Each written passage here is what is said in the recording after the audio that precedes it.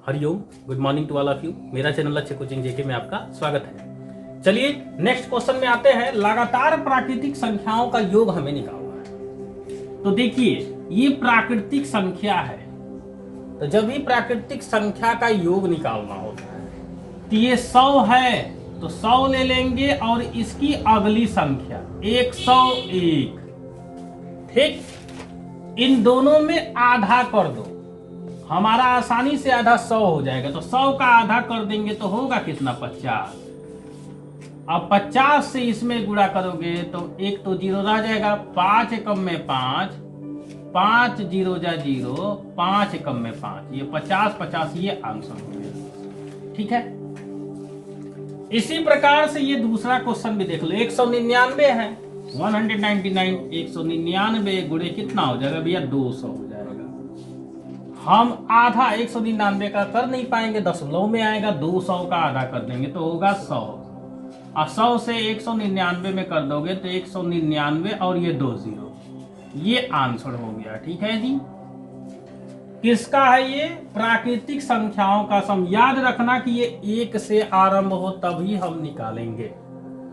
ठीक है, अब क्या है, अब सम संख्या का योग हमें बताना है। तो हमें कोई भी संख्या हो तो हमें ये पता करना होगा कि इसमें सम संख्याएं कुल कितनी हैं। तो 2, 4, 6, 8 ये क्या है, सारे के सारे सम संख्या हैं। कहां तक निकालना है भैया, हमें 100 तक निकालना है। तो 100 तक 2 से चलते जाएंगे तो कुल सम संख्या कितनी होंगी ये हमें जानना जरूरी है। जैसे मान लो हम कोई संख्या लिख रहे हैं, 1 से 10 तक कोई संख्या लिख रहे हैं, कोई संख्या नहीं, 1 से 10 तक गिनती लिखो, 1 2 3 4 5 6 7 8 9 10। लास्ट में क्या है भाई, 10 है, 10 सम संख्या है ना। तो अब इसमें 1 से जब आरंभ, यहाँ 2 से आरंभ करेंगे तो 2 से लेकर के 10 तक कुल कितनी सम संख्या होगी। तो देखो एक सम संख्या ये है, सम संख्या उसे कहते हैं जिसके लास्ट में 0, 2, 4, 6, 8 ये अगर लास्ट में हो तो सम संख्या होगी। ठीक है, बड़ा से बड़ा नंबर हो, कुछ भी हो, और नहीं तो 2 से जो संख्या कटती है वो सम संख्या होती है। तो देखिए एक तो 2 हो गया, फिर 4 हो गया, फिर 6 हो गया, फिर 8 हो गया, फिर 10। कुल कितने हो गए, 1 2 3 4 5, 5 सम संख्या हो गए। यानी लास्ट में क्या है, 10 है, तो 10 का आधा 5 हुआ तो 5 सम संख्याएं होंगे। तो ऐसे ही जाएंगे तो ये 100 है, तो 100 सम संख्या है भैया, तो 100 का आधा कितना होगा, 50 होगा। 50 का क्या कर देंगे, अगली संख्या में ठीक गुणा कर देंगे तो ये आंसर आ जाएगा। 1 जीरो है तो लास्ट में 1 जीरो, तो 5 एकम में 5, 5 पचे 25। अरे जान भैया सवाड़ा देखा था तब से।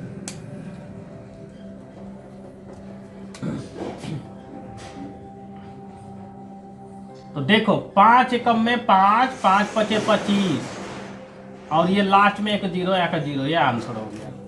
ठीक है, उसी प्रकार से ये भी 200 है, तो 200 का आधा 100 हुआ, तो 100 की अगली संख्या 101 हो गया। तो गुणा करोगे भैया तो क्या हो जाएगा, 10100, ये आंसर हो गया।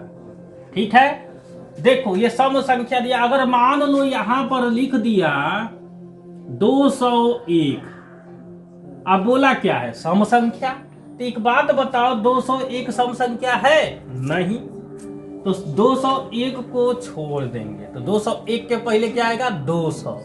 200 सम संख्या है तो 200 तक लेंगे, तो 200 का आधा कर देंगे तो 100 होगा, तो 100 गुणे 101, 100 है तो उसकी अगली संख्या 100 गुणा कर दिया, ये होगा। समझ में आई मेरी बात।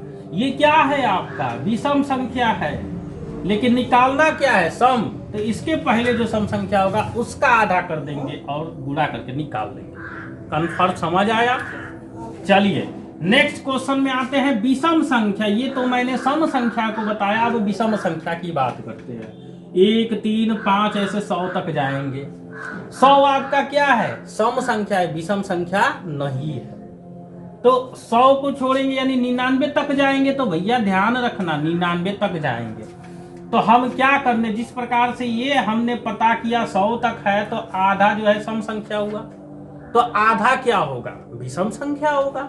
यानी कोई भी प्राकृतिक संख्या जो होती है सम संख्या और विषम संख्या, जितना सम संख्या होगा उतना ही विषम संख्या होगा।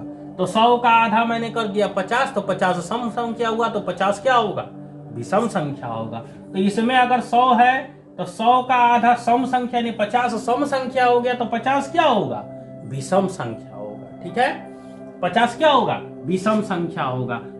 तो जब भी विषम संख्या होगा तो पता करेंगे कुल विषम संख्या कितनी है, 50 है, 50 का वर्ग कर दो, 50 का वर्ग करोगे तो 25 00, ये आंसर हो गया। ठीक इसी प्रकार से ये देखो 99 है, तो 99 का तो आधा हम करेंगे नहीं, हमने क्या बताया सम संख्या होना चाहिए, तो 99 में एक बढ़ा लो, 100 हो गया। ठीक है, 99 में क्या कर ले, एक बढ़ा ले, तो 100 हो गया, तो 100 का आधा 50, यानी सेम यही क्वेश्चन है, कंफ्यूज नहीं होइएगा। देखिए मैंने इसलिए लिखा आपके समझाने के लिए, ये 100 है और ये 99 है, तो 100 को तो लेंगे नहीं, तो 99 तक का ये तो योग है ना। तो हम क्या करेंगे, इसमें एक बढ़ा लेंगे, अगर ये विषम संख्या होगा तो एक बढ़ा लो, तो हो गया 100, 100 का आधा 50, तो 50 क्या हो गए, विषम संख्या, तो 50 का वर्ग इसका भी करोगे तो वही आएगा 2500। ठीक है जी, आंसर हो गया ये। अगर सपोज दैट यहाँ पे 49 है, तो 49 है तो क्या करेंगे, तो 49 में एक जोड़ लेंगे, कितना हो जाएगा, मान लो 1 धन 3 धन 5 धन एंड सो ऑन 49 तक। ये 49 है तो क्या करेंगे, एक हम प्लस कर देंगे, हो जाएगा 50। अब 50 का आधा 25, तो 25 क्या हो जाएंगे, विषम संख्या, तो 25 का वर्ग कर देंगे, 25 का वर्ग करोगे तो 625, ये आंसर हो जाएगा। समझ आया? तो जहां तक उम्मीद करता हूं कि ये बहुत अच्छे से समझ में आया होगा। ठीक है, दैट्स ऑल फॉर यू।